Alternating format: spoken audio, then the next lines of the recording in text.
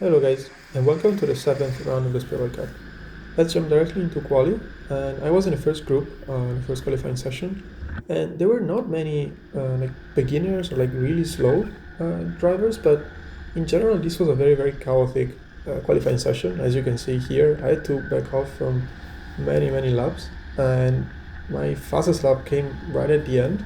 Like you see here an example, like there was a yellow flag here, and this compromises me for this lap, although I also had to back off another episode, but also the next lap. And yeah, you see here again, like I had a slow driver, and yeah, this compromised both of my laps. And I also made some mistakes on my own, like going wide in the same corner a couple of times here. Like second time a bit less painful, but yeah. So I did my fastest lap at the very last attempt, and this is the lap. So you will see like now my best is a 48.45, and thank God I had this lap because that would have been a not a so great lap, let's say. But yeah, back to the lap. It was okay, I'll say. Not my fastest, but like online with my fastest laps around this track. And yeah, it was overall really solid. Not major mistakes, but also not major like astonishingly fast corners.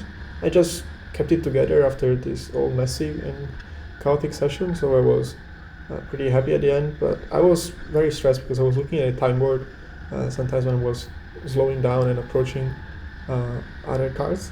And yeah, so luckily I got a 47.9, so I was more than half a cycle down to my previous best lap in this session. So luckily with that I got into Group A, P15. Not amazing, but it's more or less where I usually start in my last 2 or 3 races. So I'll say in line with my previous results. So here we are for race 1. Like these positions from P14, 15 till P18 are kind of the worst because you don't see the flag, you don't see the lights going off, but overall it was a even start, so I can't complain about that. And let's see what we can do. During the outlap I saw that this car, like I felt that this car was not particularly good in corners. Like yeah, here for example I went very wide and this compromised my coming corner. So yeah, Joe here had an opportunity and you immediately overtook me. And also I was getting under threat by the car behind, but luckily I was able to stay ahead here. But yeah, I was saying this car was actually good, like very good on the straight, but it was sliding quite a bit. I didn't have a lot of grip in the corners, and you will see me struggling with this.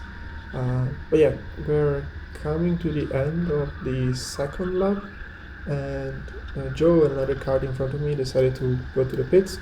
So here, keeping an outside line. Yeah, nice.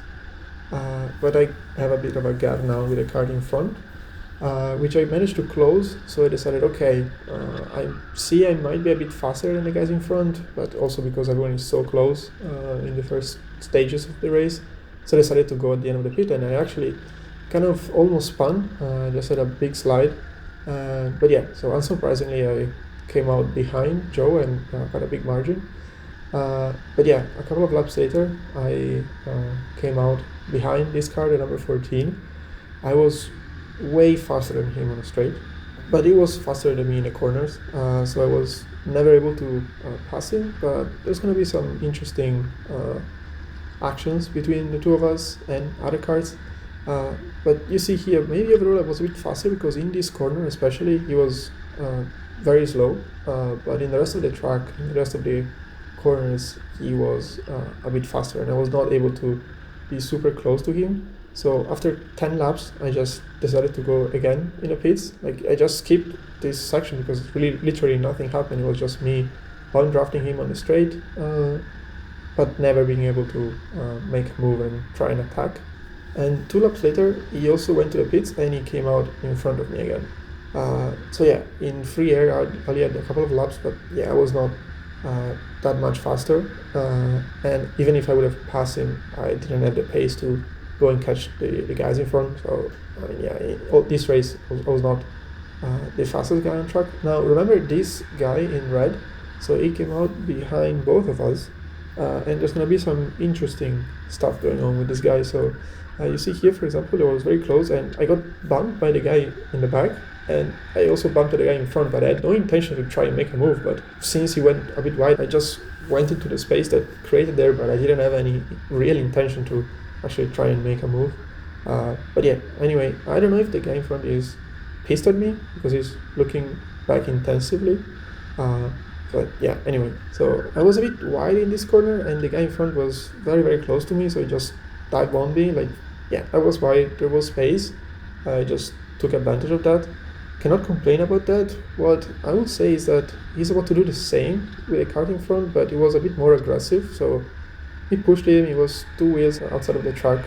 And yeah, I don't know, I thought it was a bit rough, like in general, the way he drove. But yeah, anyway, it was fun because at least we had a kind of side-to-side battle, also with the 14. But also you see from the shadows that a couple of guys in the back are also catching us because we are fighting, and of course this affects our lap time and we're losing time. But yeah, at least there was some action. But yeah, so after he overtook us, the guy in red was not able to really pull away from us, or at least from the 14. After he overtook us, I was not really able to catch up again. I was always close, but not glued to them. But yeah, so the 14 and the guy in red and the number 8, they had actually quite some good moments in the last 3 laps. And also see, we are approaching one back marker, and we were all really close. Like in this moment, I was able to catch up again with them. And he realizes here that we are all behind him, and he sees how many we are, so smartly he decided to let us all pass. But yeah, you see here, I think this was the last lap or second to last lap. Yeah, second to last lap. And the 14 also tried actually and regain the position, but it was not in the best positioning for that. And yeah, so with this we are starting the last lap. And here, after the long right-hander, I was trying to push the 14 and see if something happens, but suddenly one guy just completely dive bombed me, and I was like, yeah, okay, no, this is too much, and I just pushed him back out, or like push him outside on the next corner. So yeah, I was able to at least keep the position, and so that's the checker flag, and I finished in the same position where I started, so P15. Yeah, not such a fun race, like in terms of action. Only the last 3-4 laps, but for the rest I was always stuck behind the 14. They didn't really have the pace today with this kart, but yeah, it was also not a terrible race. So for the second race, we're starting again in the same spot as the previous race, in 15th. And during the outlap, I felt that this kart was really good, like very precise, like very sharp. And so I really had high hopes for the second race. But approaching the chicane, I just tapped the guy in front, spun, and people just hit me because I was basically facing the wrong direction, of course, so completely my fault. I just carried too much speed, and when I was driving, I felt like the hit was a proper hit. Like I was immediately thinking about, okay, yeah, this is my mistake, I completely fucked up my race. But looking back at the video, it was not like a crazy hit, it was like not a super gentle touch, but like a normal touch, and I don't know why I spun. But yeah, at this point I was almost last, and I decided to immediately dive into the pits, so at least remove one thought out of my mind. And yeah, so at this point I was pretty sure I was completely last with a big margin with the guys in front. And also approaching here, one kart was facing the wrong direction. I was able to avoid it without any troubles. But approaching the start-finish line, they gave me a penalty, and I don't know if that's for the accident. Like I didn't really create any troubles to the guys I hit. Like he didn't spun or anything, he just carried over. Of course I compromised the guys in front, but because I spun on my own, so I don't know what to think. Like when I was driving, I felt like the hit was a proper hit, so that's when I received the penalty, like while I was driving, I didn't think it was too unfair. Like I said, yeah, okay, I did a mistake, I deserve a penalty. I changed my mind when I checked the video again.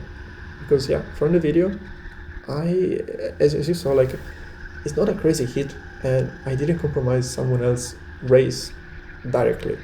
Like, of course I did, because of the guys that found me facing the wrong direction, but yeah, I don't know. But yeah, while I was driving, I was just not thinking about this. Like, I honestly felt it was my mistake, that I deserved that, and I was just so furious with me.